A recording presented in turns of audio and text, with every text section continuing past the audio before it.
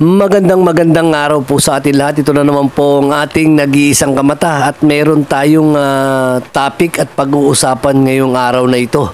Dito po sa ating video ngayon, ito po yung pinangamagatan nating dahu ni kamata. Ang pag-uusapan po natin ngayon ay isang blind item.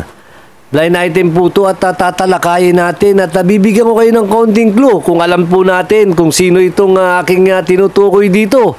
Maaari lang po bigyan natin ng isang komento at kung tama ang inyong hula, baka sakaling meron tayong papremyo dito kay kamata. Ang ating pinamagatang night market ng Divisoria. Ayon po sa ating bubuwit, ito ayon sa ating bubuwit, na ito daw di umanong night market. Yung nakikita po natin sa Divisoria na kulay asul na tolda, hindi naman po natin alam kung talagang yan ay night market kasi inaabot sila ng hanggang umaga. Diba? Ito yan, nasabi lang po at na-share lang po kay kamata na ayon sa ating bubuwit ng may utak at pakana ng tinatawag na night market dito sa Recto Divisoria ay isa umanong konsihal ng lungsod ng Maynila. Diba po? Kaya nang aalamin natin kung sino yung konsihal na utak netong night market na day market na rin. Ayan ang ating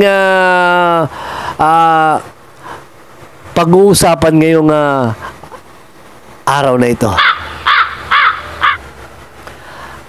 At ang sabi pa po ng ating pinagkakatiwalaang source na itong konsihal na to ay malapit din di umano dito kay Mayora. Kaya naman pala untouchable yung kulay asul na yan eh. Kasi ang pagkakaalam ko dati, yung kulay asul na yan, inilagay yan noon at tinanggal din yan eh. Binalik din kagad. Diba? Kaya pala itong konsihal na to ay talagang di umano'y talagang sakalam at talagang dikit dito kay Mayora. Diba? Sino kaya itong konsihal na to? Pero ang pumopront dito sa mga tolda ng night market na to, isa ring appointee ni Mayora. Diba? Nagkandalabo-labo na to. Diba? Nagkakandalabo-labo na itong nangyayari dito. Kasi po, kaya natin inalam kung sino talaga ang utak netong blue night market na to. Nakita naman po natin nagba-viral sa social media kung gaano kadumi, kadugyot, kabaho ang Recto Divisoria kapag tapos na itong night market na to. Hindi ko alam kung natatapos din dahil nga dito sa mga dugyot na inilagay ng mga vendors dito. Ano yan? Titinda kayo dyan at ipalilinis nyo rin sa pamahalaang lungsod ng Maynila. Ay, sobrang nakakakapal niya. Sobrang ng pag-aalaga yan sa inyo. At kahit man lang yung mga sarili ninyo, mga dumi-dumi din dyan sa harap ng mga tinda ninyo, ayusin man lang po natin. Kaso hindi po nangyayari yan. Kaya inaalam natin dito sa konsihal na to kung bakit niya naisipan yan. Diba? Di naman siya taga dyang distrito. Diba? Ano po ba meron dyan? Ayan po ba? Yung kinikita po ba niyang night market na yan nakakarating at napupunta sa kaban ng bayan? Saan po ba napupunta yan?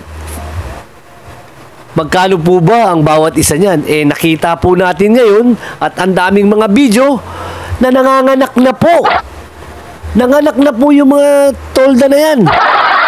Ang dami na po mga nakalagay at hindi na po makadaan ng ilang mga jeep na umiikot dyan, pa-Asunsyon, pabalik ng Cubao. Dahil dyan, sa napakaraming mga tolda na yan, tusporsyento naman.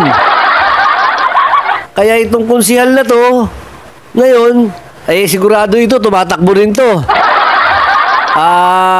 Kandidato rin to. At siyempre, Mario Josep, saan ba kakandidato tong konsihal na to? Kasi kung saan ka kakandidato, doon ka manggulo. Huwag sa ibang distrito. Diba? Kilala nyo na po ba kung sino itong konsihal na tinutukoy ni Dahu? Ito talagang konsihal na to, mapapil na to sa konseho pa eh. Di ba? Talagang ano na to eh. Di ba? Sino kaya to? Di ba? Alamin po natin. Mag-research po tayo, magtanong-tanong tayo kung sino tong konsihal na to na pasimuno niyang night market na yan. Diyan sa Recto Divisoria. Na, naku po, wala namang problema, night market magpapasko eh. Okay lang, kaso nga lang, yung dumi kinabukasan, kawawa ang lungsod ng Maynila, nagbabayad ng mga tao na maglilinis diyan sa inilagay na na tolda na yan, ang kakapal talaga ng mukha. Konsihal ano ba yan? Kung sino ka man, na konsihal ka, lagyan na po natin ng malaking red na X. Yung konsihal na yan, kung sino man yan. Lagyan natin ng malaking X. Huwag na natin suportahan niya kasi hindi na mo ginagawa ng gugulo sa ibang distrito. Di ba po? Ito po si Kamata. Si Kamata at kung sino po yung konsihal na yan, text lang po natin. Pag-usapan natin sa message. Pag-usapan natin yan kung sino yung konsihal na yan. At malalaman, ikalat natin yung pag-uusap natin na magtayo tayo ng GC. Hindi po, joke lang. Joke lang, nasa tao pa rin yan. Kung iboboto pa rin yan kung siya na yan. Kasi siyempre, income din yan. Hanggang dito na lang po. Dahu ni Kamata. Text lang po.